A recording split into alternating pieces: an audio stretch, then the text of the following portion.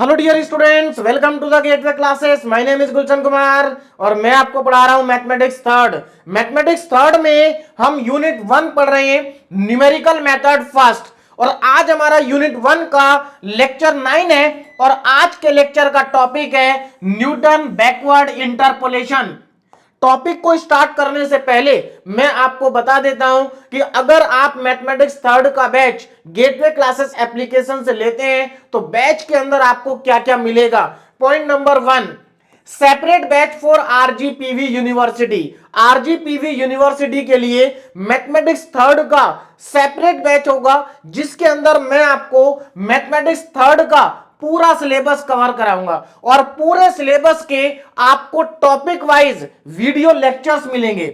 हर एक video lecture में पहले हम टॉपिक के कॉन्सेप्ट को समझेंगे, उसके बाद उस टॉपिक के ऊपर बेस्ड इंपॉर्टेंट क्वेश्चन सॉल्व करेंगे, प्रीवियस ईयर के क्वेश्चन सॉल्व करेंगे और लेक्चर के एंड में आपको एक डीपीपी मिलेगी। डीपीपी के अंदर 2 से 3 इंपॉर्टेंट क्वेश्चन होंगे जिनको आपको अपने आप प्रैक्टिस करना है। इन क्वेश्चन का सॉल्यूशन भी आपको बैच के अंदर मिलेगा, तो बैच के अंदर आपको डीपीपी का सॉल्यूशन भी मिलेगा। हर एक वीडियो लेक्चर के आपको पीडीएफ नोट्स मिलेंगे और यूनिट कंप्लीट होने के बाद हम पूरी यूनिट को एक सिंगल वीडियो में रिवाइज करेंगे, तो आपको हर एक यूनिट के वन शॉट रिवीजन वीडियो मिलेंगे और ये पूरा का पूरा कंटेंट आपको गेटवे क्लासेस एप्लीकेशन पर मिलेगा। गेटवे क्लासेस एप्लीकेशन सभी प्लेटफॉर्म पर अवेलेबल है, जैसे कि play store, app store, desktop app. अगर आपने अभी तक डाउनलोड नहीं किया तो आप डाउनलोड कर सकते हैं। मैथमेटिक्स थर्ड की यूनिट नंबर 1 यूट्यूब पर भी अवेलेबल रहेगी, लेकिन मैथमेटिक्स थर्ड का पूरा कंटेंट और पूरा सिलेबस आपको गेटवे क्लासेस एप्लीकेशन पर मिलेगा। अब हम आज का टॉपिक स्टार्ट करते हैं। देखिए, आज का हमारा टॉपिक है न्यूटन बैकवर्ड इंटरपोलेशन। इससे पहले लास्ट लेक्चर में, लेक्चर नंबर 8 में हमने न्यूटन फॉरवर्ड इंटरपोलेशन को कंप्लीट कर लिया था और मैंने आपको लास्ट लेक्चर में बताया था कि अगर आपको न्यूटन फॉरवर्ड इंटरपोलेशन समझ में आ गया है तो न्यूटन बैकवर्ड इंटरपोलेशन आपके लिए बहुत इजी होगा, क्योंकि यहां पर थोड़ा सा कॉन्सेप्ट चेंज होगा। क्वेश्चन को सॉल्व करने का जो प्रोसेस होगा वो एकदम सेम होगा। तो लास्ट लेक्चर में हमने न्यूटन फॉरवर्ड इंटरपोलेशन फॉर्मूले को समझ लिया था और इसके ऊपर बेस्ड हमने काफी सारे क्वेश्चन भी सॉल्व कर लिए थे। और लास्ट लेक्चर में मैंने आपको न्यूटन्स बैकवर्ड इंटरपोलेशन फॉर्मूले को भी समझा दिया था और आपको वहां पर मैंने बताया था कि इन दोनों फॉर्मूलों में क्या डिफरेंस है। तो एक बार और शॉर्ट में इन दोनों फॉर्मूलों को रिवाइज कर लेते हैं, क्योंकि आज हमारे जो क्वेश्चंस होंगे उन क्वेश्चंस के अंदर हम न्यूटन फॉरवर्ड इंटरपोलेशन का भी यूज करेंगे और बैकवर्ड इंटरपोलेशन का भी यूज करेंगे। इंटरपोलेशन क्या होता है ये सब मैं आपको लास्ट लेक्चर में डिटेल में पढ़ा चुका हूं। अगर आपने अभी तक लास्ट लेक्चर कंप्लीट नहीं किया है तो आज के लेक्चर को स्टार्ट करने से पहले लास्ट लेक्चर कंप्लीट कर लेना, उसके बाद आज का लेक्चर आपके लिए बहुत ज्यादा इजी होगा। तो चलिए स्टार्ट करते हैं, फॉर्मूले को एक बार और रिवाइज कर लेते हैं। देखिए, ये हमारा फॉर्मूला है न्यूटन फॉरवर्ड इंटरपोलेशन का और ये फॉर्मूला है न्यूटन बैकवर्ड इंटरपोलेशन का। तो सबसे पहले तो आपको यहां पर यह समझना है कि ये दोनों फॉर्मूले कब यूज होंगे, हमें कैसे पता चलेगा कि कौन से फॉर्मूले को कब यूज करना है। तो लास्ट लेक्चर में बता चुका हूं, एक बार और देख लेते हैं। देखिए, नीचे नोट करके मैंने पॉइंट लिखा है, Newton forward interpolation formula is use to find Y near the beginning of the table. देखिए, अगर आपको टेबल के स्टार्टिंग में x की वैल्यू गिवन है और y की वैल्यू कैलकुलेट करनी है तो आप न्यूटन फॉरवर्ड इंटरपोलेशन फॉर्मूले का यूज करेंगे। क्लियर है? Now second point, Newton backward interpolation formula use to find y near the end of the table. इसका मतलब यह है कि अगर आपको x की वैल्यू टेबल के एंड में गिवन है और आपको y की वैल्यू कैलकुलेट करनी है तो आप न्यूटन बैकवर्ड इंटरपोलेशन फॉर्मूले का यूज करेंगे। तो अब आपको समझ में आ गया होगा कि फॉरवर्ड फॉर्मूला कब यूज करना है और बैकवर्ड फॉर्मूला कब यूज करना है। अब यहां पर एक केस और बच जाता है कि अगर x की वैल्यू मिडिल में गिवन है, बीच में, ना तो एंड में है ना स्टार्टिंग में है, तो कौन सा फॉर्मूला यूज करें। तो वहां पर हम न्यूटन फॉरवर्ड इंटरपोलेशन फॉर्मूले का यूज करेंगे। बैकवर्ड का भी कर सकते हैं लेकिन हम फॉरवर्ड का करेंगे। क्लियर है?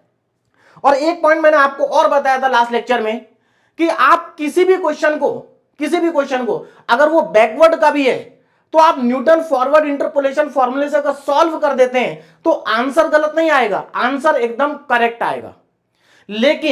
लेकिन आपको अगर टेबल के स्टार्टिंग में वैल्यू निकालनी है तो आप फॉरवर्ड यूज करना, और एंड में निकालनी है तो बैकवर्ड यूज करना, और बीच में निकालनी है तो वहां पर भी आप फॉरवर्ड यूज करना।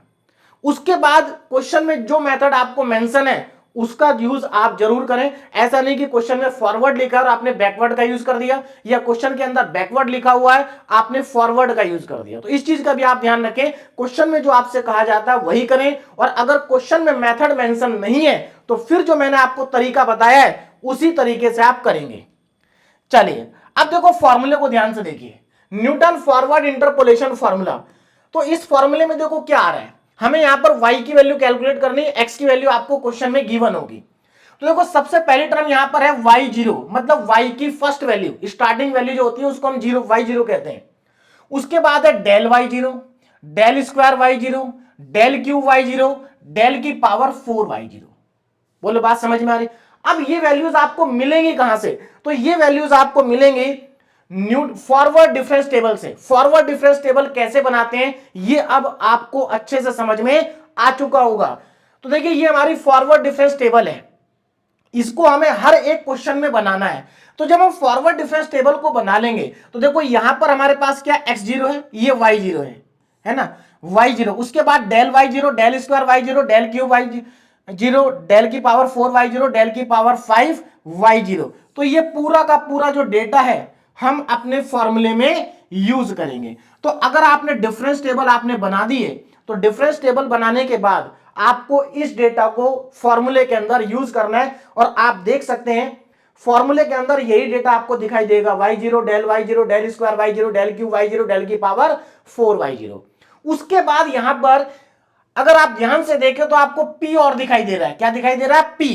तो सबसे पहले तो आपको यह पता होना चाहिए कि p को कैलकुलेट कैसे करते हैं। तो देखो p को कैलकुलेट करने का फॉर्मूला हमारा नीचे लिखा हुआ है, ये p को कैलकुलेट करने का फॉर्मूला है।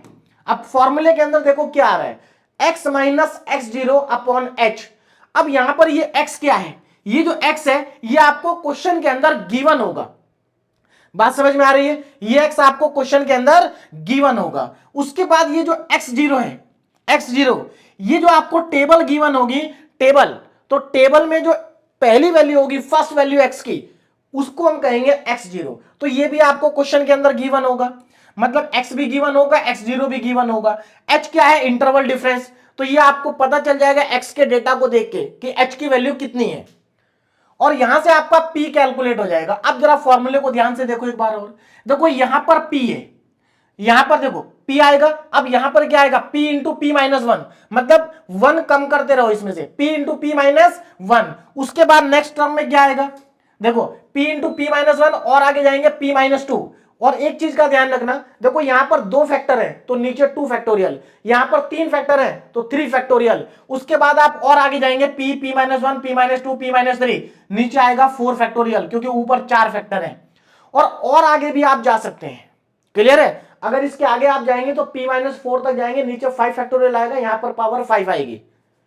तो ये हमारा फॉर्मूला है न्यूटन फॉरवर्ड इंटरपोलेशन का, जिसके ऊपर बेस्ड हम लास्ट लेक्चर में बहुत सारे क्वेश्चन सॉल्व कर चुके हैं। क्लियर है? आज का जो हमारा टॉपिक है वो है न्यूटन बैकवर्ड इंटरपोलेशन फॉर्मूला, और आज के लेक्चर में हम इस फॉर्मूले के ऊपर बेस्ड क्वेश्चन सॉल्व करेंगे।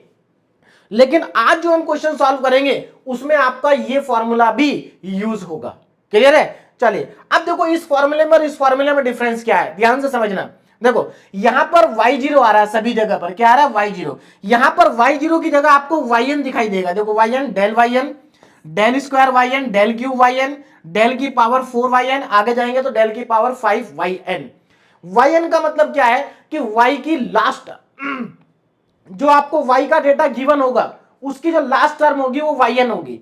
तो ये कहां से आपको मिलेगा डेटा? ये आपको मिलेगा बैकवर्ड डिफरेंस टेबल से। देखिए जब आप बैकवर्ड डिफरेंस टेबल बनाएंगे तो बैकवर्ड डिफरेंस टेबल में जो नीचे वाला डेटा होता है, ये ध्यान दीजिएगा, ये जो आपके पास डेटा होगा, ये यहां से आपको ये सारी वैल्यूज पता चल जाएंगे। यहां से देखो y की जो लास्ट टर्म होती है उसी को हम nth टर्म कहते हैं। तो एक तरह से ये yn की वैल्यू है, ये डेल yn की वैल्यू है, ये डेल स्क्वायर yn है, ये डेल क्यूब yn है, ये डेल की पावर 4 yn है, ये डेल की पावर 5 yn है। और आप अच्छे से जानते हैं कि फॉरवर्ड टेबल और बैकवर्ड टेबल दोनों को बनाने का जो मेथड होता है वो सेम होता है, केवल नोटेशन का अंतर है। फॉरवर्ड टेबल में यहां पर नोटेशन सारी y0 वाली होती है और बैकवर्ड टेबल में नीचे वाली नोटेशन सारी क्या होती है, yn वाली होती है। बोलो बात समझ में आ रही है?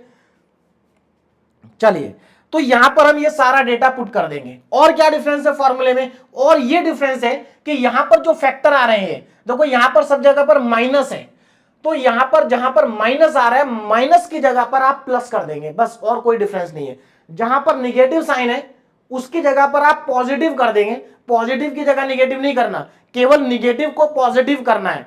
तो अगर आप निगेटिव को पॉजिटिव कर देंगे तो ये बैकवर्ड इंटरपोलेशन का फॉर्मूला बन जाएगा। अच्छा, यहां पर p को कैलकुलेट करने का तरीका थोड़ा सा अलग है। देखिए क्या है, फॉर्मूला तो सेम ही है लेकिन यहां थोड़ा सा डिफरेंस है कि यहां x0 की जगह xn आएगा। देखो ये x की पहली वैल्यू होती है और ये x की लास्ट वैल्यू होती है, तो यहां पर x minus xn upon h आएगा। तो मुझे लगता है आपको अब समझ में आ गया होगा कि बैकवर्ड में और फॉरवर्ड में क्या डिफरेंस है। क्लियर है? और हम अब क्वेश्चन सॉल्व करेंगे तो आपको सब कुछ एकदम क्लियर हो जाएगा। तो चलिए पहला क्वेश्चन आज का सॉल्व कर लेते हैं, ध्यान दीजिएगा। फर्स्ट क्वेश्चन देखिए, estimate the sale for 1966 using the following table. आपको यहां पर एक टेबल दे रखी है और इस टेबल के अंदर क्या गिवन है जरा ध्यान से देखो। देखो यहां पर तो ईयर गिवन है और यहां पर सेल गिवन है, मतलब किसी भी चीज की सेल हो सकती है, कोई भी आर्टिकल होगा उसकी सेल यहां पर दे रखी है। कि मान लीजिए कोई भी एक आर्टिकल है, उसकी जो सेल है, किसी भी आर्टिकल की जो सेल है वो 1931 में 12,000 की सेल थी। कितनी थी? 12,000 की सेल थी। उसके बाद 10 साल बाद 1941 में उसकी सेल 15,000 हो गई। उसके बाद फिर 10 साल के बाद उसकी सेल 20,000 हो गई। अगेन 10 इयर्स लेटर सेल कितनी हो गई? 27,000। उसके बाद 1971 में 39,000 हो गई और 1981 में 52,000 हो गई। तो हमसे ये पूछा गया है कि इस आर्टिकल की सेल 1966 में कितनी होगी। 1966 में इस आर्टिकल की सेल कितनी होगी ये हमें कैलकुलेट करना है। अब जरा ध्यान देना, 1966 आएगा कहां पर भाई? 1961 और 71 के बीच में आएगा, मतलब यहां कहीं आएगा। तो मुझे ये बताओ, ये जो पोजीशन है ये टेबल के एंड में है या स्टार्टिंग में है या मिडिल में है? देखो मिडिल में तो नहीं है, क्योंकि मिडिल में तो यहां पर है, ये टेबल का मिडिल है ना, टेबल का मिडिल यहां पर है, तो मिडिल में नहीं है, मिडिल के पहले भी नहीं है, मिडिल के बाद में है, इसका मतलब टेबल के एंड में है। भाई यहां पर देखो मिडिल है, अगर मिडिल के आगे होगा तो एंड में हो गया, इसके पहले होगा तो स्टार्टिंग में हो गया। क्लियर है? तो इसका मतलब ये यहां से बात क्लियर हो जाती है कि हमें यहां पर न्यूटन बैकवर्ड इंटरपोलेशन फॉर्मूले का यूज करना है। बात समझ में आ गई? अगर मान लीजिए यहीं पर ऐसा बोला होता कि 1945 में बताओ कितनी सेल होगी, तो देखो 45 यहां पर आता तो टेबल के स्टार्टिंग में आ जाता, क्योंकि यहां पर मिडिल है, तो हम फिर फॉरवर्ड फॉर्मूला लगाते। लेकिन अभी कौन सा लगाएंगे? बैकवर्ड लगाएंगे। तो चलिए स्टार्ट करते हैं, बैकवर्ड फॉर्मूला लगाते हैं यहां पर। तो सबसे पहले तो मान लेते हैं कि ये जो हमारी ईयर दे रखे हैं ये हमारा क्या है? एक्स की वैल्यू है, और ये जो सेल है हमारी इसको हम क्या मान लेते हैं? वाई। बोलो बात समझ में आ रही? तो मैं यहां पर एक्स का डेटा लिख लेता हूं, यहां पर मैं वाई का डेटा लिख लेता हूं। देखो मेरे पास स्पेस कम है, आपके पास तो बहुत स्पेस होगा, तो आप यहां पर एक्स के साथ में ईयर लिख लेना, एक्स के पहले क्या लिख देना? ईयर, और वाई के पहले क्या लिख देना? सेल इन 1000। बोलो बात समझ में आ गई? चलिए अब यहां पर ध्यान दीजिएगा, अब मैं यहां पर डेटा को लिख लेता हूं पहले, और ये जो हम बना रहे हैं इसको हम कहते हैं क्या है? Difference table. तो मैं यहां पर लिख देता हूं डिफरेंस टेबल, है ना। तो सबसे पहला काम क्या है आपका? सबसे पहला काम यह है कि आपको डिफरेंस टेबल बनानी है। देखिए अगर आपने लास्ट लेक्चर देखा है, लास्ट लेक्चर के क्वेश्चन अगर आपने सॉल्व किए तो ये लेक्चर आपके लिए बहुत इजी है। बिल्कुल सेम तरीके से डिफरेंस टेबल बनाएंगे जैसे लास्ट लेक्चर में बनाते थे, कोई डिफरेंस नहीं है। यहां पर जो हम डिफरेंस टेबल बनाएंगे इसको हम कहेंगे बैकवर्ड डिफरेंस टेबल। बनाने का तरीका सेम रहेगा, कुछ भी चेंज नहीं होगा, जैसे फॉरवर्ड बनाते हैं वैसे बैकवर्ड भी बनाएंगे। चलिए पहले डेटा लिख लेता हूं मैं। तो यहां पर सबसे पहले आएगा 1931, है ना, 1931।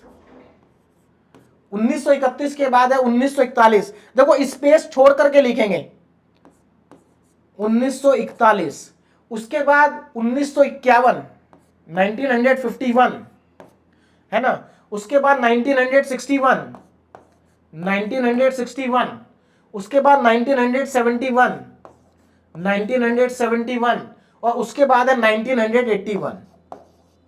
ये हमारे पास x की वैल्यूज गिवन है। अब इनके कॉरस्पॉन्डिंग हमें y की वैल्यूज गिवन है, तो अब मैं यहां पर y की वैल्यूज को लिख देता हूं। देखो ये 12,000 है, लेकिन हम 12 ही लिखेंगे, हमें मालूम है ये पूरा डेटा 1000 में है। 12, 15, 20, 27, 39, 27, 39 और 52, ये डेटा मुझे गिवन है। अब यहां पर मुझे करना क्या है, अब मुझे y के ऊपर फॉरवर्ड डिफरेंस ऑपरेटर को अप्लाई करना है ना। तो पहले एक बार अप्लाई करेंगे तो हमें मिलेगा डेल y, दो बार अप्लाई करेंगे तो डेल स्क्वायर y, है ना, डेल स्क्वायर y, फिर तीन बार अप्लाई करेंगे तो डेल क्यू y, चार बार अप्लाई करेंगे तो डेल की पावर 4y, और पांच बार अप्लाई करेंगे तो डेल की पावर 5y। कैसे पता चलेगा कितनी बार अप्लाई करेंगे, तो मैं आपको पहले भी बता चुका हूं, यहां पर डेटा कितना है 1 2 3 4 5 6 डेटा गिवन है, तो एक कम कर लीजिए, डेल की पावर 5 आएगा, है ना। चलिए अब यहां पर स्टार्ट करते हैं कैलकुलेशन। देखिए कैलकुलेशन कैसे करना है, बहुत सिंपल है। डिफरेंस टेबल कैसे बनाते हैं, देखो इसमें से इसको माइनस करो, बीच में लिखेंगे, तो 15 माइनस 12 कितना बचेगा 3, 3 को बीच में लिखना, मिडिल में लिखना, ध्यान रखना। इसी तरह से लिखते जाएंगे, 20 माइनस 15 5 बीच में लिखेंगे, 27 माइनस 20 कितना बचेगा 7 बचेगा, इसमें से इसको माइनस करो कितना बचेगा 12 बचेगा, बीच में लिखेंगे। 52 में से 39 को माइनस करेंगे तो 13 बचेगा, बीच में लिखेंगे। बोले बात समझ में आ रही है, और आगे बढ़ते हैं। अब इस कॉलम को कैलकुलेट करते हैं, इसमें से इसको माइनस करो कितना आएगा 2 आएगा, इसमें से इसको माइनस करोगे 2 आएगा, इसमें से इसको माइनस करेंगे तो ये हमारा 5 आएगा, इसमें से इसको माइनस करेंगे तो 1 आएगा। और आगे बढ़ते हैं, इस कॉलम को कैलकुलेट करते हैं। अब इसमें से इसको माइनस करेंगे, एकदम बीच में लिखेंगे 2 माइनस 2 0, 5 माइनस 2 3, और उसके बाद 1 माइनस 5 कितना आ जाएगा -4 आ जाएगा। आगे बढ़ते हैं, इस कॉलम को कैलकुलेट करते हैं, इसमें से इसको माइनस करते हैं तो 3 माइनस 0 3 आएगा, -4 में से -3 करेंगे माइनस तो -7 हो जाएगा भाई, -7। अब इसमें से इसको माइनस करेंगे तो ये आपका आ जाएगा -10। देखो कितना इजी है डिफरेंस टेबल को बनाना, बात समझ में आ रही। बहुत सारे स्टूडेंट सोच रहे होंगे सर ये तो आपने फॉरवर्ड डिफरेंस टेबल बनाई है, हमें तो यहां पर बैकवर्ड बनानी है। तो बेटा फॉरवर्ड और बैकवर्ड दोनों को बनाने का तरीका सेम ही होता है, यही आपकी फॉरवर्ड है और यही आपकी बैकवर्ड भी है। देखिए अगर आप फॉरवर्ड वाला फॉर्मूला लगा रहे हैं तो आपको ये डेटा यूज करना है, फॉरवर्ड टेबल में हम ये वाला डेटा यूज करते हैं, और बैकवर्ड टेबल में हम नीचे वाला डेटा यूज करेंगे। कौन सा डेटा, ये जो नीचे है।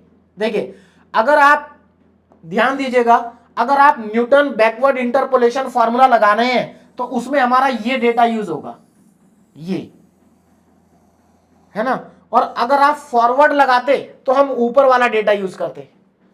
तो केवल नोटेशन का डिफरेंस आता है बेटा, बाकी डिफरेंस टेबल सेम तरीके से बनती है, फॉरवर्ड की भी और बैकवर्ड की भी।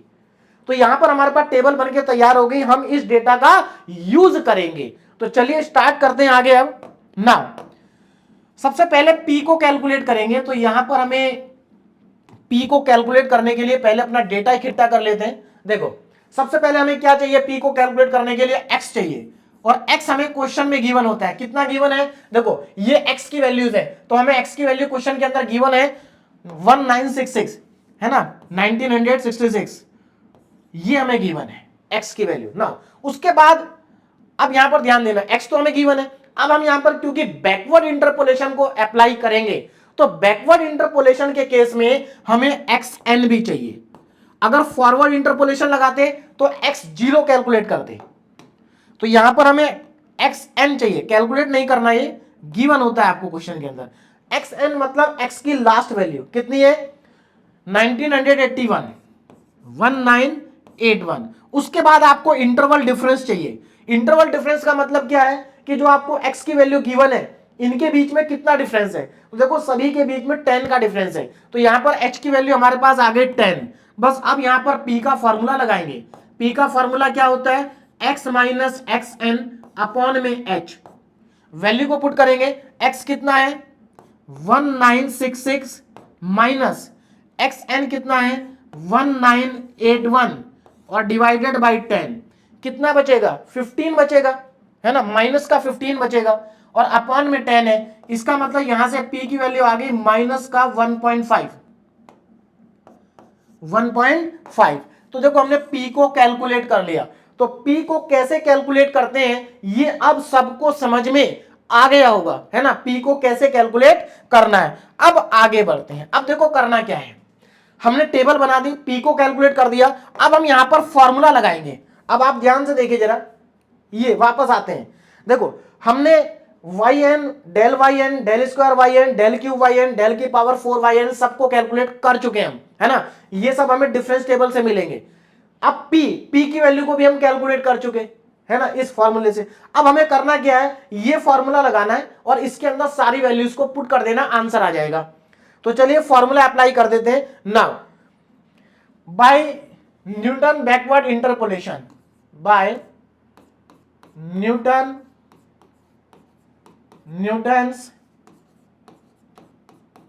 बैकवर्ड इंटरपोलेशन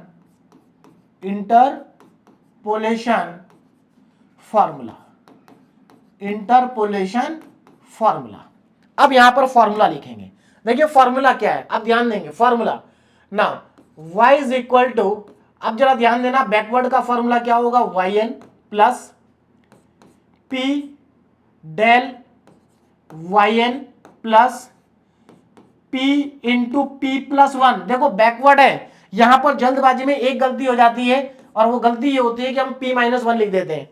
तो बैकवर्ड में p इंटू पी प्लस 1 आएगा और अपॉन में आएगा 2 फैक्टोरियल प्लस, अच्छा यहां पर अभी डेल की पावर 2 वाई एन आएगा, अब आएगा प्लस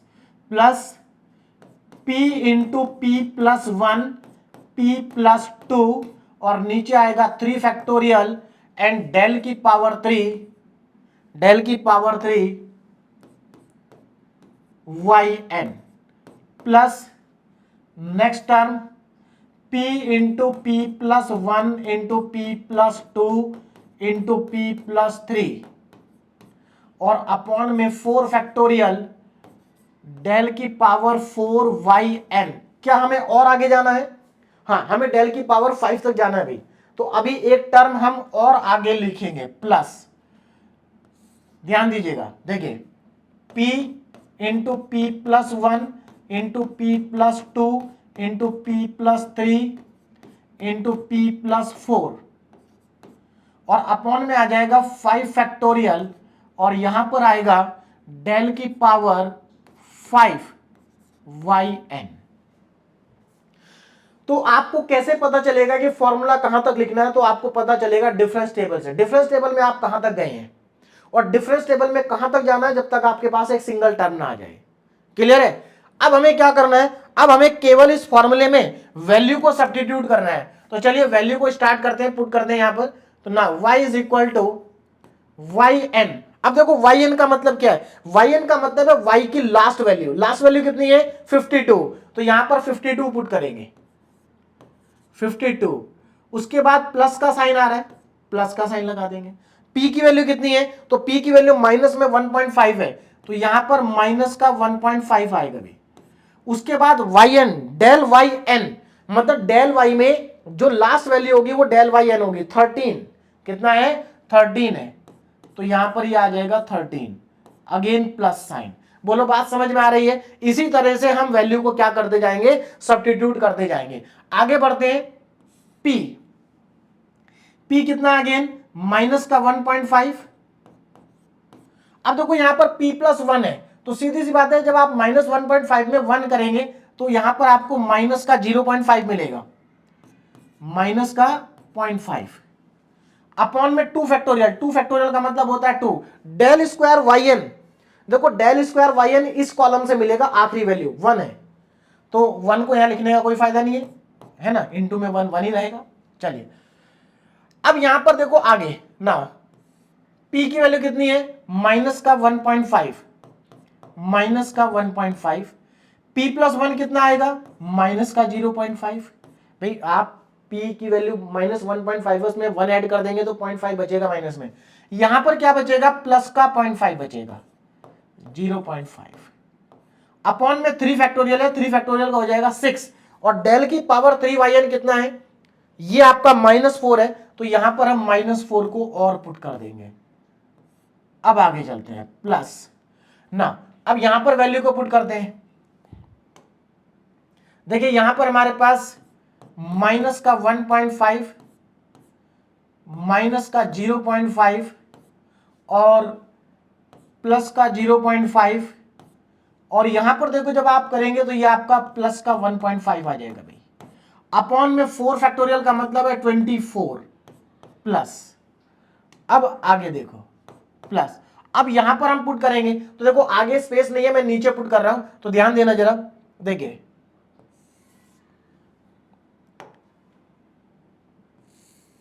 हाँ अब देखो p की वैल्यू कितनी है, माइनस का 1.5, उसके बाद p प्लस 1 मतलब माइनस का 0.5, उसके बाद प्लस का 0.5 क्योंकि प्लस 2 करेंगे आप, इसमें अगर आप ऐड करेंगे तो 1.5 है ना, और आगे जाएंगे तो आप 2.5, डिनोमिनेटर में कितना 5 फैक्टोरियल, 5 फैक्टोरियल कितना होता है 120 है ना, 120, तो नीचे आ जाएगा 120। उसके आगे और क्या पुट करना है हमें, डेल की पावर 5 कितनी वैल्यू है, माइनस का 10 है, तो यहां पर हम माइनस का 10 और सब्स्टिट्यूट कर देंगे।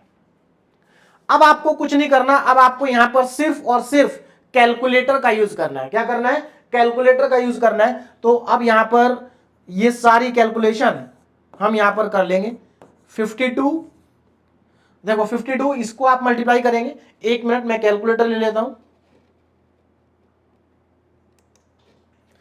चलिए तो यहां पर अब मैं कैलकुलेशन कर लेता हूं। देखिए 52, अब यहां पर देखो ये नेगेटिव है तो इसका मतलब यहां पर माइनस आएगा, तो 1.5 इंटू 13, 1.5 इंटू 13 कैलकुलेशन ध्यान से करेंगे तो ये 19.5 आएगा, 19.5।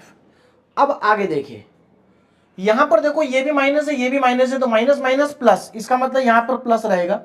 1.5 इंटू 0.5, तो 1.5 इंटू 0.5, तो यहां पर हमारे पास 0.75 और डिवाइडेड बाई 2, डिवाइडेड बाई 2, तो ये आपके पास आ जाएगा 0.375।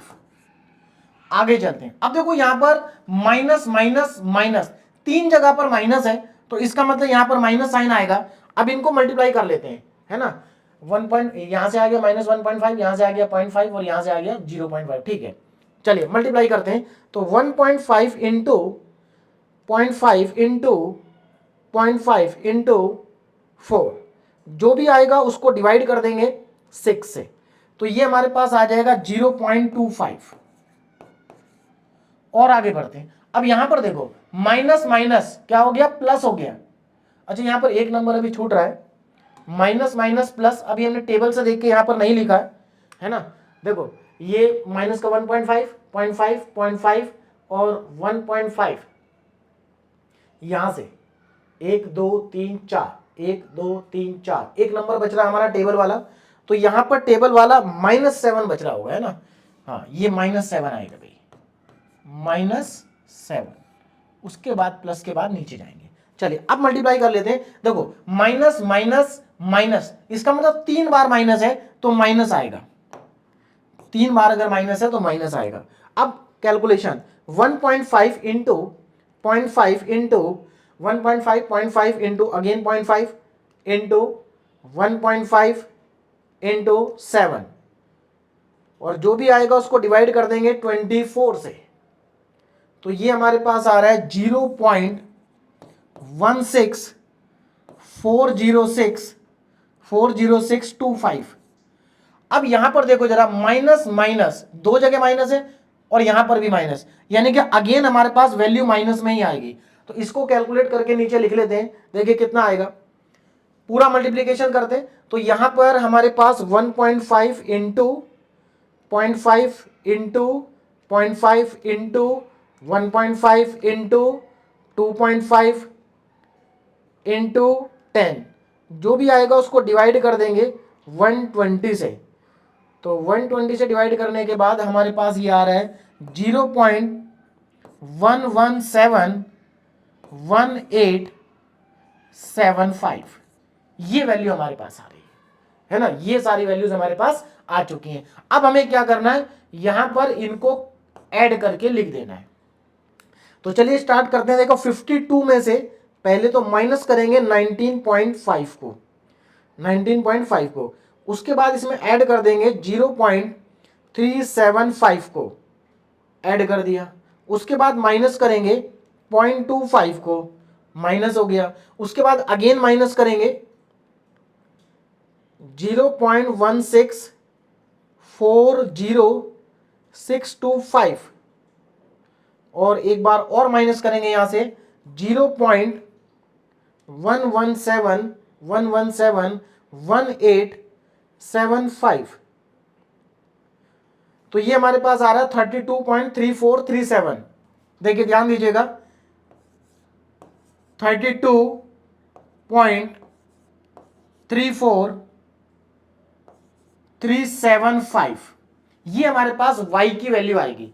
इसका मतलब ये हुआ, इसका मतलब ये हुआ कि जो 1966 में जो हमारी सेल है ना, इन 1000, वो कितने सेल है, वो सेल है 32,000.34375, ये हमारी सेल है ना, ये 1000 में वैल्यू है। तो इतनी सेल होगी 1966 में। अब देखो ये आंसर करेक्ट है कि नहीं, देखो 32 पॉइंट समथिंग आंसर आ रहा है, 1966 इनके बीच में आएगा, तो हमारा आंसर भी इनके बीच में होना चाहिए। तो देखो हमारा जो आंसर वो 32 पॉइंट कुछ है, तो इसका मतलब 27 और 39 के क्या है, बीच में है। इसका मतलब हमारा जो आंसर है वो करेक्ट ही होगा, क्योंकि बीच में आ रहा है। बात समझ में आ रही, क्या आ रहा है, बीच में आ रहा है ना। फिर भी आप एक बार कैलकुलेशन अपने आप कर लेना, आंसर लगभग करेक्ट है। आप एक बार अपने आप जरूर कैलकुलेशन करना कि आपका आंसर क्या आ रहा है। क्लियर है। चलिए, तो ये क्वेश्चन हमारा यहां पर क्या हो गया, कंप्लीट हो गया। बस हम यहां पर लिख देंगे हेंस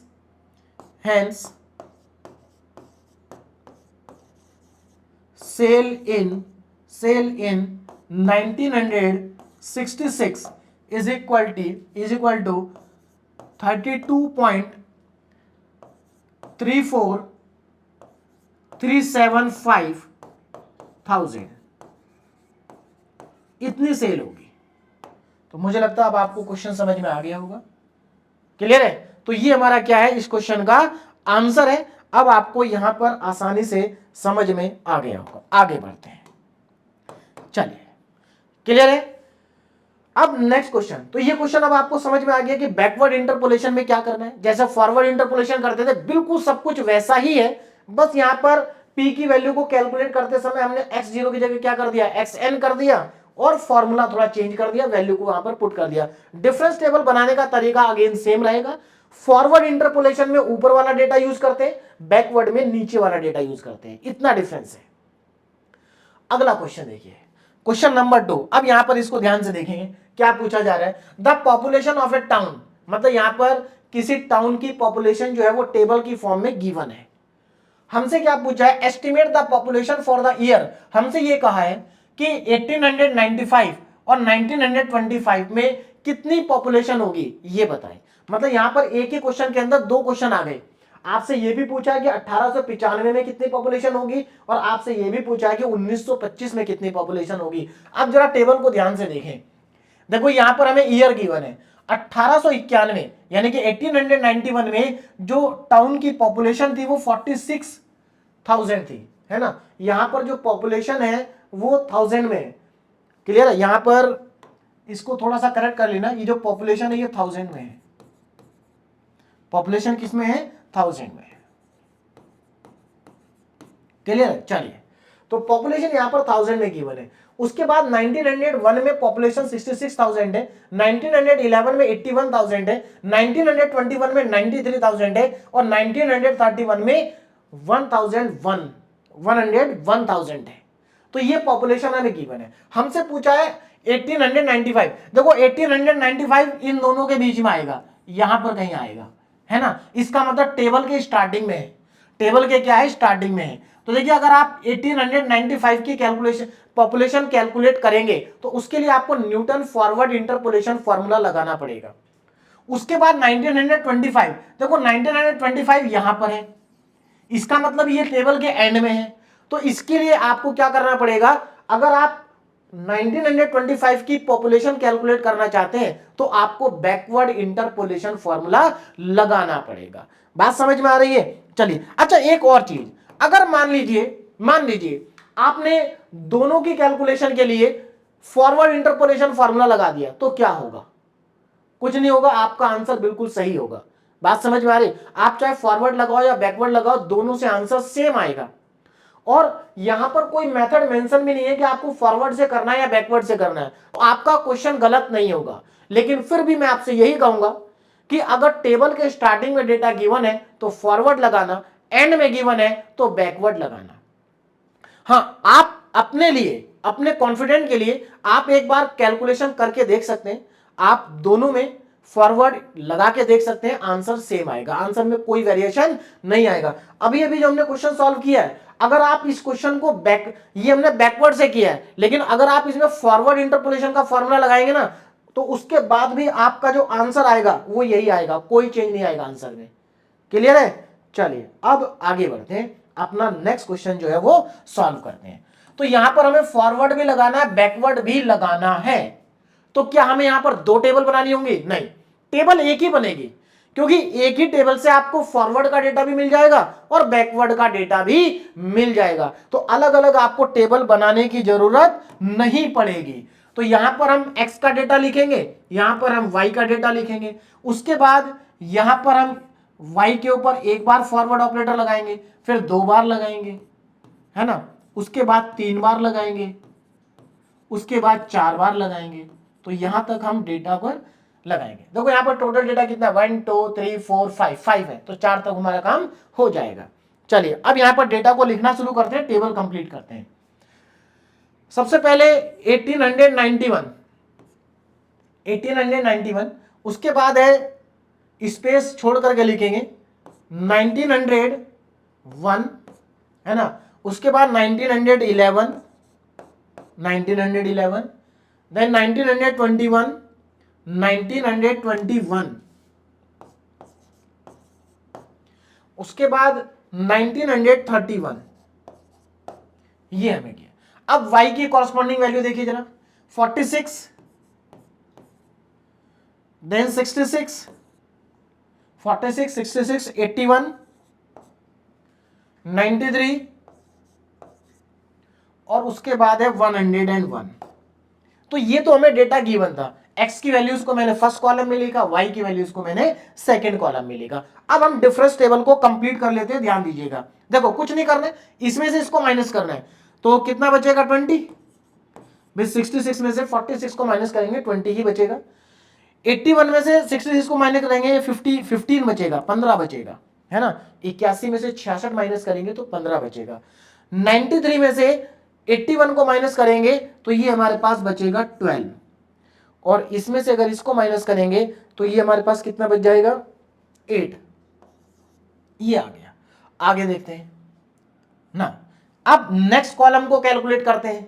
तो यहां पर 15 में से 20 को माइनस करोगे तो कितना आ जाएगा भाई, -5 आएगा, इसमें से इसको माइनस करिए -5 आएगा, 12 में से 15 को माइनस करेंगे तो -3 आएगा, और 8 में से 12 को माइनस करेंगे तो -4 आएगा। बोलो बात समझ में आ रही है? इसमें से इसको माइनस करना, इसमें से इसको और इसमें से इसको। अब यहां पर आ जाओ, -3 में से माइनस करेंगे -5 को तो +2 बचेगा, क्योंकि ऊपर वाला प्लस हो जाएगा। इसमें से इसको माइनस करेंगे तो -1 बचेगा, और अगर इसमें से इसको माइनस करेंगे तो ये -3 आ जाएगा। और यहां पर जो हमारी टेबल है वो कंप्लीट हो चुकी है। अब आप यहां पर देख सकते हैं, कोई दिक्कत आपको नहीं है, टेबल हमारी कंप्लीट हो चुकी है। This is the difference table. अब यहां पर जरा ध्यान देना, देखिए जब हम फॉरवर्ड वाला फॉर्मूला लगाएंगे, कौन सा फॉर्मूला, न्यूटन फॉरवर्ड इंटरपोलेशन, तो न्यूटन फॉरवर्ड इंटरपोलेशन के केस में हम क्या करेंगे, हम इस डेटा को यूज करेंगे, हम इस डेटा को यूज करेंगे। बोलो बात समझ में आ रही। और जब हम बैकवर्ड इंटरपोलेशन फॉर्मूला लगाएंगे तो बैकवर्ड इंटरपोलेशन फॉर्मूला में हम इस डेटा का यूज करेंगे, इस डेटा का यूज करेंगे। तो बैकवर्ड में नीचे वाला डेटा और फॉरवर्ड में ऊपर वाला डेटा का हम यूज करेंगे। चलिए अब जरा ध्यान दें। तो सबसे पहले हम क्या करते हैं, हम पॉपुलेशन कैलकुलेट करते हैं 1895 की। ना पॉपुलेशन इन 1895। तो अब जरा ध्यान देंगे, पॉपुलेशन इन 1895। तो पहले हम 1895 के लिए काम करेंगे। हम पहले कैलकुलेट करेंगे कि 1895 में इस टाउन की पॉपुलेशन कितनी थी। तो चलिए स्टार्ट करते हैं क्वेश्चन को। तो सबसे पहले हमें P निकालना है और P निकालने के लिए हमें X की जरूरत पड़ेगी। X कितना है, अब X तो हमारा 1895 ही है, और क्योंकि 1895 टेबल के स्टार्टिंग में आ रहा है, 1800 हाँ यहां पर आ रहा है टेबल के स्टार्टिंग में, तो इसका मतलब हम यहां पर फॉरवर्ड फॉर्मूला लगाएंगे और फॉरवर्ड के लिए हमें x0 चाहिए। x की फर्स्ट वैल्यू कितनी है, 1891। उसके बाद हमें h चाहिए, इंटरवल डिफरेंस, कितना डिफरेंस है x की वैल्यू में, तो अगर आप देखेंगे 10 ईयर्स का डिफरेंस है, मतलब 10 का डिफरेंस है। अब यहां पर p का फॉर्मूला लगाएंगे। p का फॉर्मूला होता है x माइनस x0 अपॉन में h। वैल्यू को पुट करेंगे तो x कितना है 1895 minus 1891 divided by 4 divided by 10। देखिए ये कितना बचा 4/10, इसका मतलब p की वैल्यू आ जाएगी 0.4। ये तो मेरे पास आ गया p। अब मुझे क्या करना है, अब मुझे यहां पर फॉरवर्ड इंटरपोलेशन का फॉर्मूला लगाना है और वैल्यू को कैलकुलेट करना है। तो नाउ अप्लाई, है ना, या बाय न्यूटन्स फॉरवर्ड इंटरपोलेशन, है ना, by Newton's forward interpolation formula. तो इस क्वेश्चन के अंदर आपको लास्ट लेक्चर का भी रिवीजन हो जाएगा। भाई लास्ट लेक्चर में हमने क्या किया था, न्यूटन फॉरवर्ड इंटरपोलेशन के ऊपर बेस्ड हमने वहां पर बहुत सारे क्वेश्चन सॉल्व किए थे। इस क्वेश्चन के अंदर दोनों मेथड लग जाएंगे, फॉरवर्ड भी और बैकवर्ड भी। तो एक ही क्वेश्चन से आपको 2 लेक्चर का रिवीजन हो जाएगा। चलिए फॉर्मूला लिखते हैं यहां पर। सबसे पहले तो फॉर्मूला क्या होगा फॉरवर्ड इंटरपोलेशन का, तो y is equal to y0 plus p into del y0 plus p into p minus 1, forward में -1 आएगा भाई, p माइनस 1 अपॉन में 2 फैक्टोरियल और del square y0 plus p into p minus 1 into p minus 2 upon में 3 factorial और del की power 3 y0।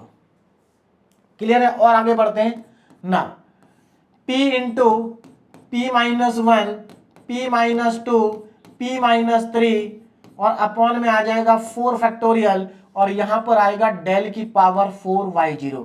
हमारा formula शायद कंप्लीट हो गया क्योंकि हमें पावर 4 तक ही जाना है। अब इसमें वैल्यूज को सब्स्टिट्यूट कर देते हैं ना। देखो वैल्यू क्या होंगे, y is equal to y0। अब देखो जो डेटा है, डेटा कौन सा यूज करना है, अब हमें ये वाला डेटा यूज करना है।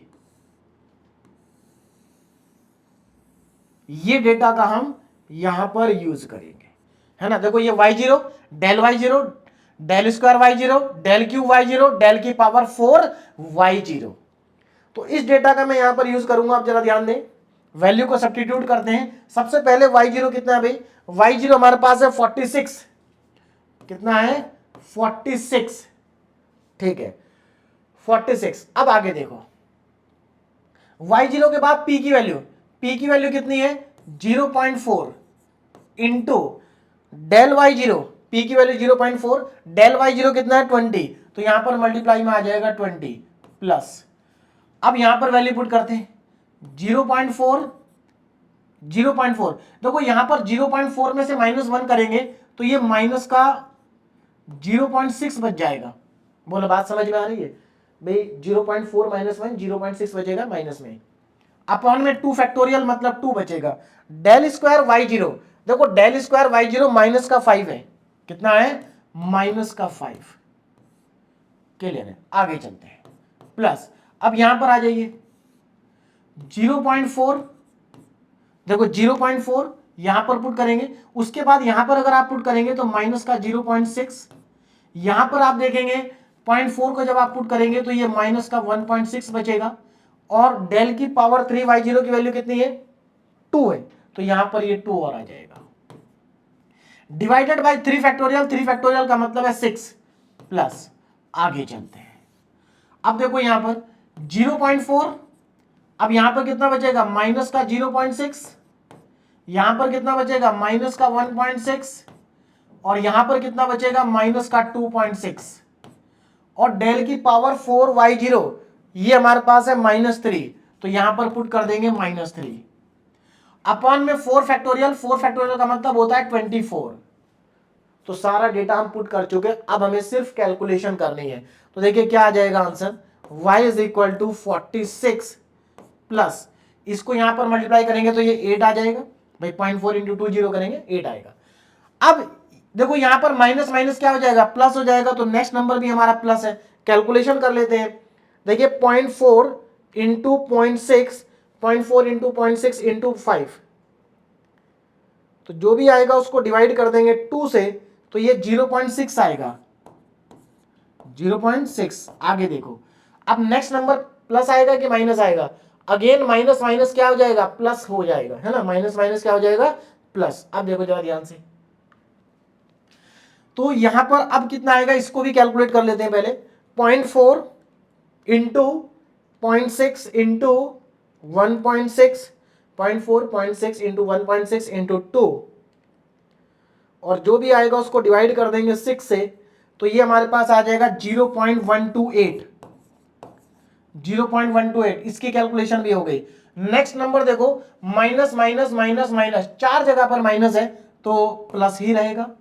मल्टीप्लीकेशन कर लेते हैं, 0.4 का मल्टीप्लीकेशन 0.6 के साथ, उसके बाद 1.6 के साथ, उसके बाद 2.6 के साथ, उसके बाद नेक्स्ट नंबर है 3, जो भी आएगा उसको डिवाइड कर लेंगे 24 से, तो ये हमारे पास आ रहा है 0.1248। अब इन सबको ऐड कर देते हैं, तो सबको ऐड करने पर देखिए कितना आएगा, 46 + 8 54, तो ये हो गया हमारे पास, प्लस 0.6 प्लस, है ना, 0.6 प्लस 0.128 प्लस 0.1248, तो ये मेरे पास आ रहा है 54.8528। इसका मतलब ये हुआ कि 1895 में इस टाउन की जो पॉपुलेशन है वो कितनी है? 54.8528,000।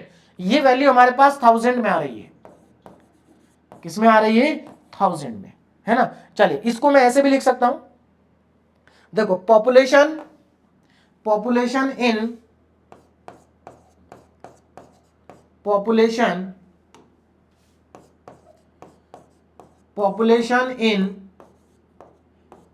1895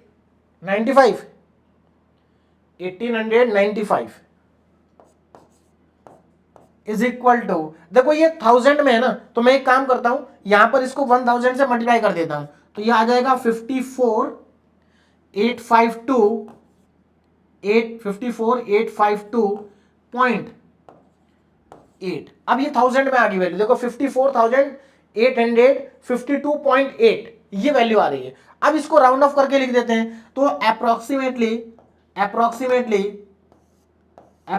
हम कह सकते हैं जो पॉपुलेशन है वो 54,853 है। भाई पॉपुलेशन है तो हम पॉइंट में नहीं लिखेंगे, हम उसको राउंड ऑफ करके लिखेंगे। तो ये हमारी टाउन की पॉपुलेशन है 1895 में। कौन से मेथड से कैलकुलेट किया? न्यूटन फॉरवर्ड इंटरपोलेशन से। अब हमें कैलकुलेशन करनी है 1925 के लिए। तो चलिए आगे कैलकुलेशन करते हैं 1925 के लिए। तो यहां पर स्टार्ट करते हैं ना। पॉपुलेशन इन, देखिए पॉपुलेशन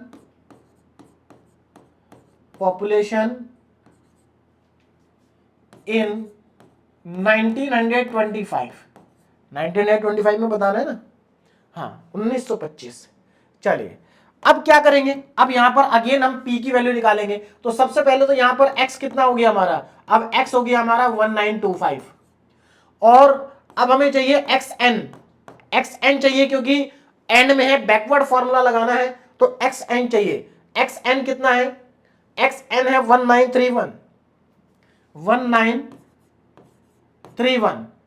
h तो सेम ही रहेगा 10, h में कोई डिफरेंस नहीं है। अब यहां पर p का फॉर्मूला लगाते हैं, x minus x N upon में h, वैल्यू को सब्स्टिट्यूट कर देते हैं। x कितना है? x हमारे पास है 1925 माइनस एक्स एन कितना है? 1931 अपॉन में 10।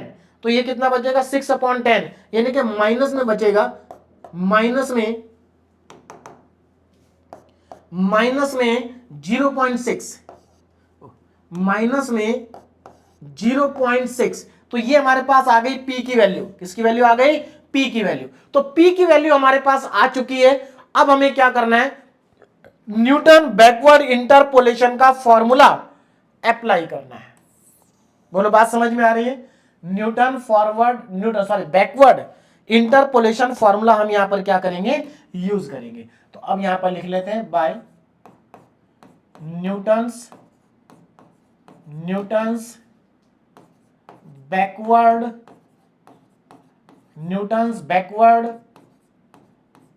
इंटरपोलेशन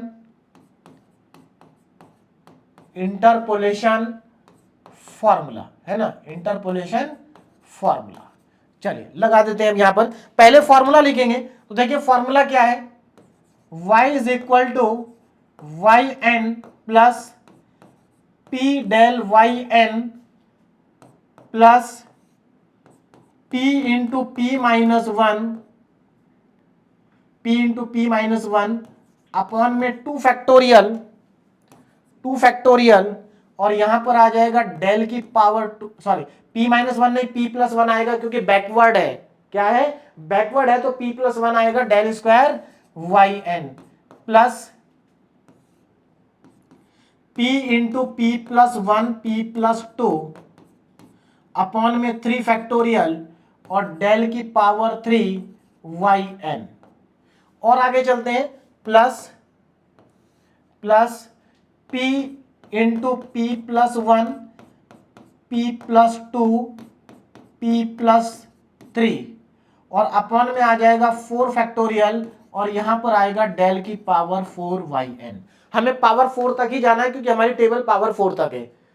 तो ये हमारा फॉर्मूला हो गया। अब इसके अंदर सारी वैल्यूज को हम पुट कर देते हैं। y is equal to Y n, y की लास्ट वैल्यू। अब वापस आपको इसी टेबल पे आना पड़ेगा, और इस बार आपको कौन सा डेटा यूज करना है? इस बार आपको ये डेटा यूज करना है ना, ये वाला, ये डेटा को आप इस बार यूज करेंगे। देखो ये तो यूज कर चुके हम। अब देखो यहां पर वाई एन कितना है? 101 आपके पास वाई एन है, तो ये वैल्यू आपके पास आएगी 101 प्लस, अब देखो p की वैल्यू कितनी है? माइनस का 0.6, उसके बाद डेल वाई एन कितना है? तो वापस आते हैं, डेल वाई एन ये हमारे पास 8 है। कितना है? 8। तो यहां पर हम पुट कर देते हैं 8 प्लस, अब आगे देखिए ना, p कितना है? माइनस का 0.6, तो माइनस का 0.6, उसके बाद p प्लस 1 है, तो माइनस 0.6 में 1 ऐड करेंगे तो प्लस का 0.4 बचेगा, 0.4 अपॉन में 2। अब डेल स्क्वायर वाई एन की वैल्यू को चेक करना पड़ेगा। डेल स्क्वायर वाई एन आपके पास -4 है। कितना है? -4। तो यहां पर -4 पुट कर देते हैं प्लस, तो यहां तक हमारा कंप्लीट हो गया। अब यहां पर वैल्यू पुट करेंगे। देखो ये p कितना है, माइनस का 0.6, माइनस का 0.6, ये आपके पास आ जाएगा 0.4 प्लस का, और यहां पर आपके पास आ जाएगा 1.4 प्लस का। बोलो बात समझ में आ रही है? देखो इसमें ऐड करेंगे 0.6 में 1 ऐड, माइनस 0.6 में 1 ऐड करेंगे तो प्लस का 0.4 बचेगा, और इसमें ऐड करेंगे तो 1.4 बचेगा, अपॉन में 3 फैक्टोरियल का 6 हो जाएगा। क्या हो जाएगा? 6। आगे डेल की पावर 3 yn, डेल की पावर 3 yn की वैल्यू -1 है। कितनी है? -1। तो यहां पर लिख लेंगे -1 प्लस, अब आगे की वैल्यूज देखो, तो यहां पर सबसे पहले तो 0.6 ही आएगा माइनस में, उसके बाद दूसरी वैल्यू 0.4 आएगी, तीसरी वैल्यू 1.4 आएगी, और फोर्थ वैल्यू 2.4 आएगी, और लास्ट वैल्यू क्या है? डेल की पावर 4yn -3। आखिरी वैल्यू कितनी है? -3। तो यहां पर आ जाएगा -3। दिखाई दे रहा है? ठीक है, तो लास्ट में -3 लिखा है, अपॉन में 4 फैक्टोरियल मतलब 24 आएगा। अब ये कैलकुलेशन कर लेते हैं। y is equal to 101। अब देखो यहां पर प्लस माइनस माइनस हो जाएगा, और कितना हो जाएगा? 4.8। भाई 8 इंटू 6 48 है ना, 4.8। अब यहां पर देखो अगेन माइनस माइनस क्या हो रहा है? प्लस हो रहा है, प्लस आएगा, यहां पर माइनस आएगा, यहां पर माइनस माइनस क्या हो जाएगा? प्लस हो जाएगा। अब ये कितना आएगा कैलकुलेट कर लेते हैं। 0.6 का मल्टीप्लाई 0.4 में करेंगे, मल्टीप्लाई 4 में करेंगे, है ना 4, तो जो भी आएगा उसको डिवाइड कर देंगे 2 से, तो ये 0.48 आ जाएगा भाई, 0.48 आएगा ये वैल्यू। क्लियर है? और आगे चलते हैं। देखो माइनस माइनस दो जगह पर है तो माइनस माइनस प्लस ही रहेगा। अब ये कैलकुलेशन कर लेते हैं, कितनी आएगी? 0.6 का मल्टीप्लाई 0.4 के साथ, उसके बाद 1.4 के साथ, उसके बाद 1.4 ये है ना, जो भी आएगा उसको डिवाइड कर दीजिए 6 से, तो यहां पर हमारे पास आ जाएगा 0.056। क्लियर है? बात समझ में आ गई? आगे बढ़ते हैं। यहां पर देखो 2 बार माइनस है तो माइनस माइनस अगेन प्लस ही रहेगा। कैलकुलेशन करते हैं। 0.6 का मल्टीप्लाई 0.4 के साथ में, और 1.4 आ जाएगा, मल्टीप्लाई 2.4 मल्टीप्लाई 3, तो जो भी आ रहा है उसको डिवाइड कर दो 24 से, तो ये हमारे पास आ जाएगा 0.1008। अब इन सबको ऐड कर लेते हैं, तो ऐड करेंगे, देखिए कितना आएगा। 101 में से माइनस करेंगे 4.8 को, उसके बाद प्लस करेंगे 0.48 को, उसके बाद प्लस करेंगे 0.056 को, और उसके बाद प्लस करेंगे 0.1008 को। तो ये हमारे पास आ रहा है भाई y की वैल्यू। y की वैल्यू यहां से आ रही है 96.8368,000। मतलब 1925 की जो पॉपुलेशन है वो 96,96.8368,000 है। अच्छा ये भी चेक कर लेते हैं कि हमारे ये आंसर करेक्ट है। देखो ध्यान दीजिएगा, देखो 1925 कहां पर है? यहां पर कहीं है बीच में, तो हमारा जो आंसर है वो 93 और 101 के बीच में आना चाहिए। तो देखो हमारा आंसर 96 पॉइंट कुछ आ रहा है, इसका मतलब दोनों के बीच में आंसर करेक्ट है। इससे पहले वाला जो आंसर था 1895 के लिए वो यहां पर है, तो हमारा आंसर 46 और 66 के बीच में आना चाहिए। क्या बीच में आ रहा था?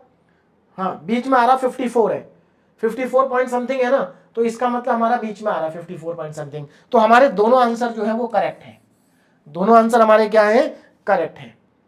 तो अब हम यहां पर लिखेंगे नाउ पॉपुलेशन इन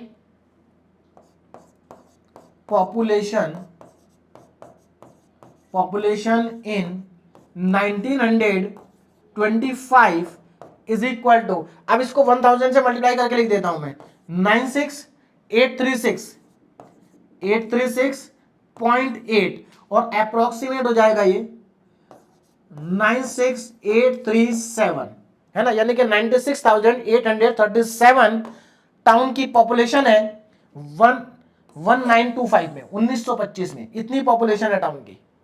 तो ये क्वेश्चन भी हमारा कंप्लीट हो गया है। तो देखो इस एक क्वेश्चन में हमने फॉरवर्ड भी लगाया, बैकवर्ड भी लगाया।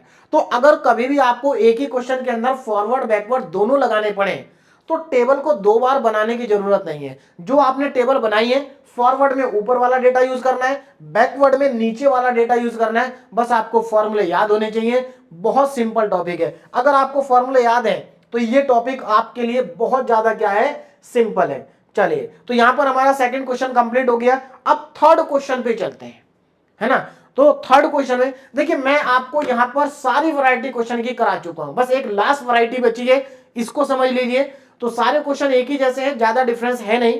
तो यहां पर इस क्वेश्चन को मैंने ऑलरेडी सॉल्व कर रखा है, और अगेन हम यहां पर देखेंगे कि हमें यहां पर एक ही क्वेश्चन के अंदर 2 बार कैलकुलेशन करनी है। आप जरा ध्यान से समझना।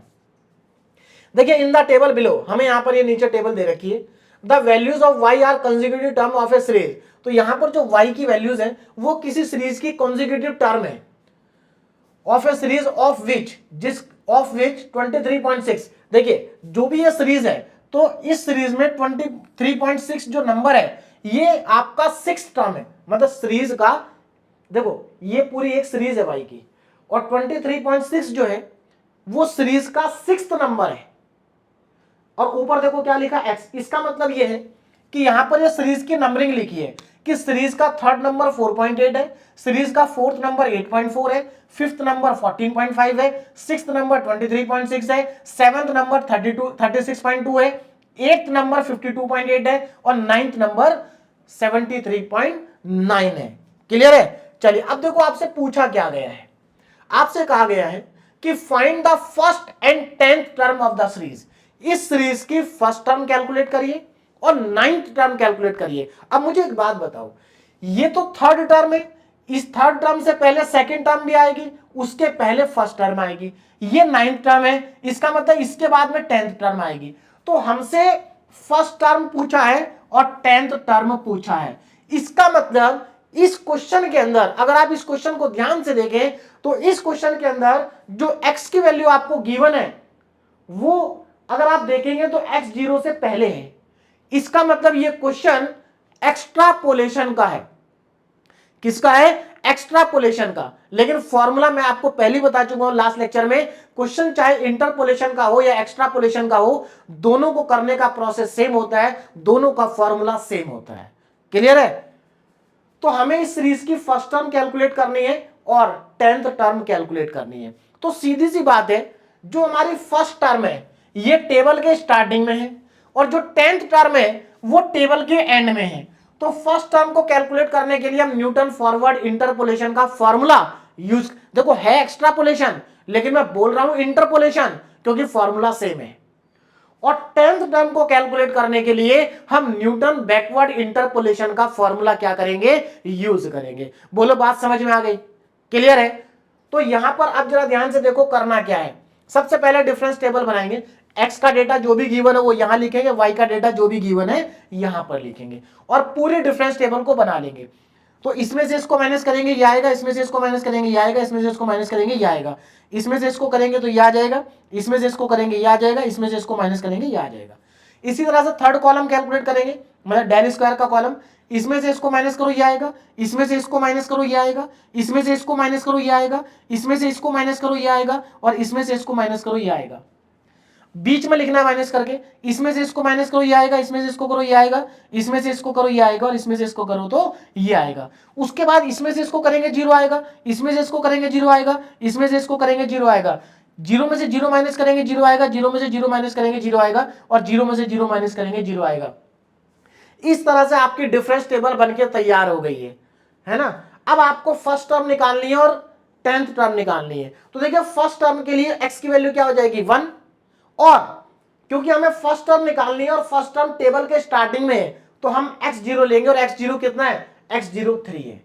अब यहां पर देखो, बहुत सारे स्टूडेंट को यहां पर कंफ्यूजन हो सकता है, सर x0 तो 1 होना चाहिए क्योंकि फर्स्ट टर्म तो टेबल की 1 है।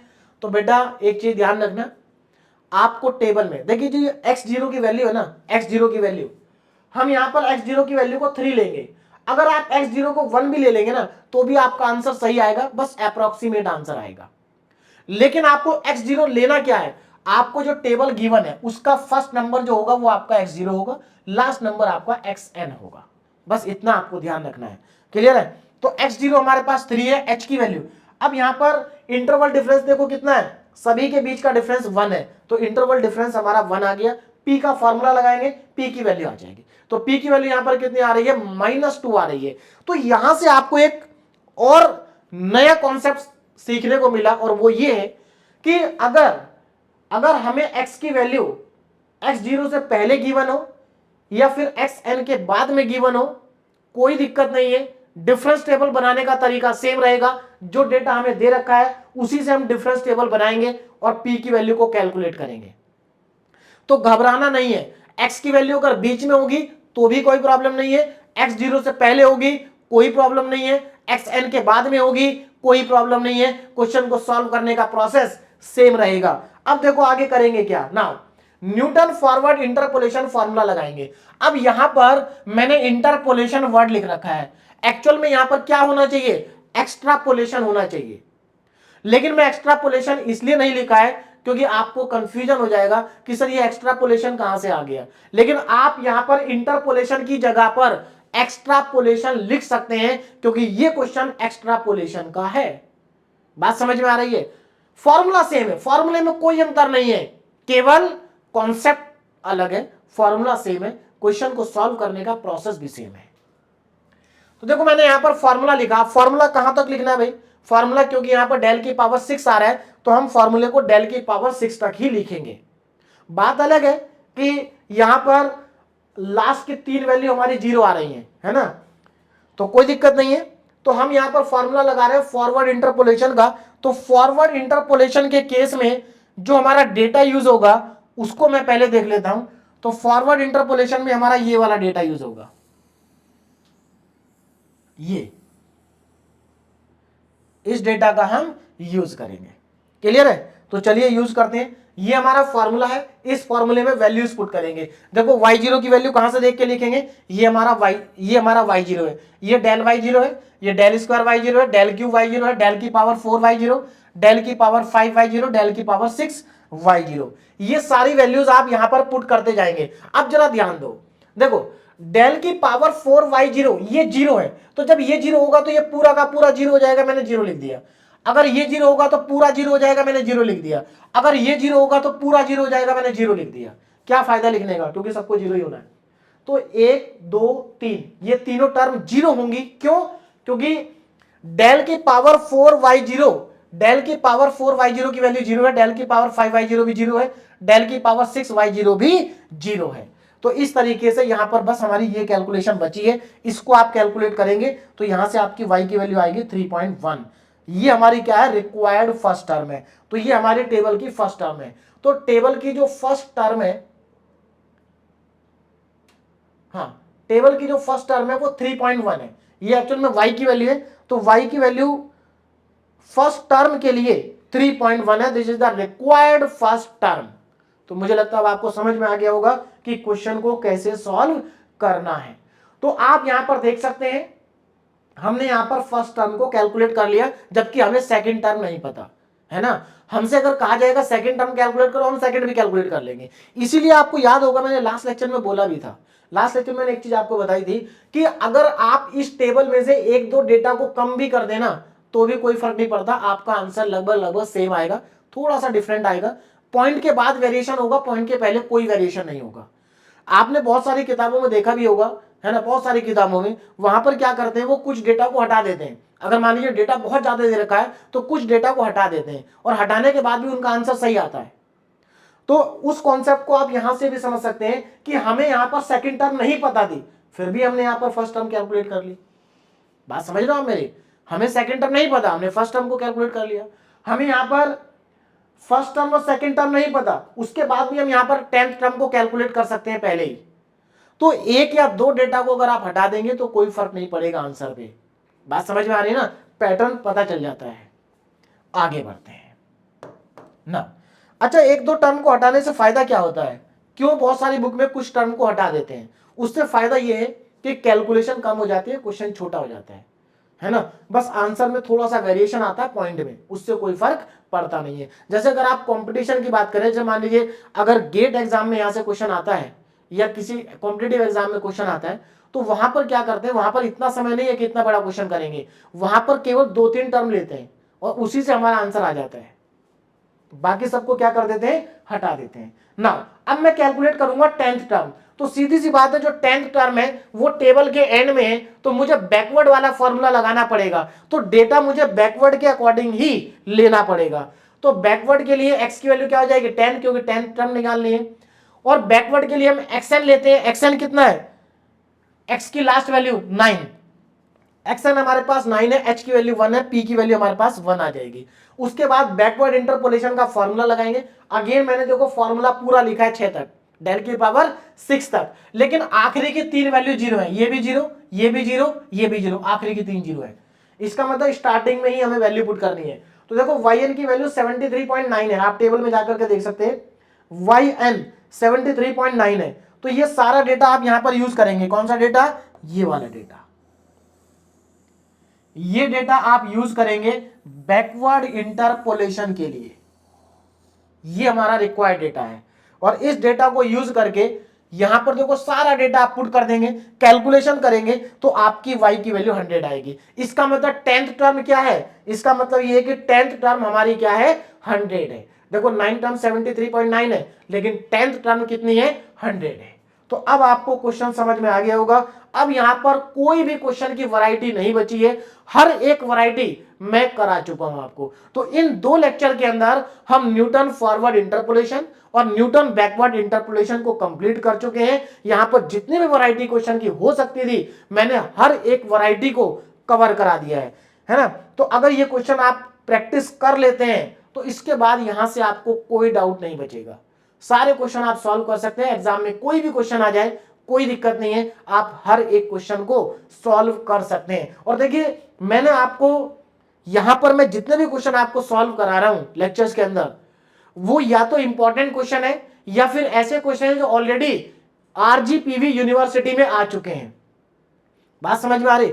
तो मैं लेक्चर के अंदर जो आपको क्वेश्चन सॉल्व कराता हूं या डीपीपी के अंदर जो आपको क्वेश्चन देता हूं, ये सभी क्वेश्चन बहुत ज्यादा इंपॉर्टेंट है और यहां पर हर एक वैरायटी का क्वेश्चन कवर हो जाता है। अगर आप इतने क्वेश्चन सॉल्व कर लेते हैं तो इसके बाद आपको कुछ भी करने की जरूरत नहीं पड़ेगी और यूनिवर्सिटी एग्जाम में आप बहुत अच्छे नंबर लेकर के आ सकते हैं। तो यहां पर देखिए डीपीपी के अंदर 2 क्वेश्चन मैंने आपको दिए हैं, दोनों ही क्वेश्चन आरजीपीवी यूनिवर्सिटी में ऑलरेडी पूछे जा चुके हैं और बहुत सिंपल क्वेश्चन है, आप आसानी के साथ कर सकते हैं। बैकवर्ड इंटरपोलेशन का क्वेश्चन है, देखो ये तो आप सिंपली कर लेंगे, इसकी जैसा सेम क्वेश्चन हमने लास्ट लेक्चर में किया भी था, बस उसको हमने फॉरवर्ड से किया था, इसको हमें किससे करेंगे, बैकवर्ड से करेंगे। उसके बाद जो आप सेकंड क्वेश्चन देख रहे हैं, इसमें क्या है, आपको x की वैल्यू गिवन नहीं है, तो यहां पर एक्चुअल में पॉलिनोमियल बन जाएगी। हमने लास्ट के लेक्चर में पॉलिनोमियल वाले 2 क्वेश्चन सॉल्व किए थे, यहां पर ये क्वेश्चन भी पॉलिनोमियल का है। डिफरेंस इतना है कि यहां पर आप इसमें बैकवर्ड इंटरपोलेशन का फॉर्मूला लगाना चाहे तो लगा सकते हैं, वहां पर हमने केवल फॉरवर्ड इंटरपोलेशन से किया था, है ना। तो देखिए अगर आपको कभी भी पॉलिनोमियल कैलकुलेट करने हो तो पॉलिनोमियल को कैलकुलेट करने के लिए आप न्यूटन फॉरवर्ड इंटरपोलेशन भी लगा सकते हैं, बैकवर्ड इंटरपोलेशन भी लगा सकते हैं, क्योंकि इसमें एक्स की वैल्यू आपको गिवन नहीं होती, तो आपको यह पता ही नहीं होगा कि एक्स स्टार्टिंग में है या एंड में है, तो कोई भी फॉर्मूला आप लगा सकते हैं। क्लियर है। चलिए तो यहां पर हमारा न्यूटन फॉरवर्ड इंटरपोलेशन और न्यूटन बैकवर्ड इंटरपोलेशन भी क्या हो गया, कंप्लीट हो गया। अब इस यूनिट के अंदर हमारे 2 इंपॉर्टेंट फॉर्मूले और बचे हैं, है ना, न्यूटन डिवाइडेड डिफरेंस फार्मूला और लैग्रांजे फार्मूला। तो 2 लेक्चर में हमारे ये बचे हुए 2 टॉपिक भी कंप्लीट हो जाएंगे और 2 लेक्चर के बाद हमारा यूनिट नंबर 1 का 100% सिलेबस कवर हो जाएगा और हर एक वैरायटी के क्वेश्चन को हम कवर कर लेंगे। तो अभी आप इन क्वेश्चन को सॉल्व करिए, नेक्स्ट लेक्चर में हम नेक्स्ट टॉपिक के क्वेश्चन सॉल्व करेंगे। Okay, thank you very much.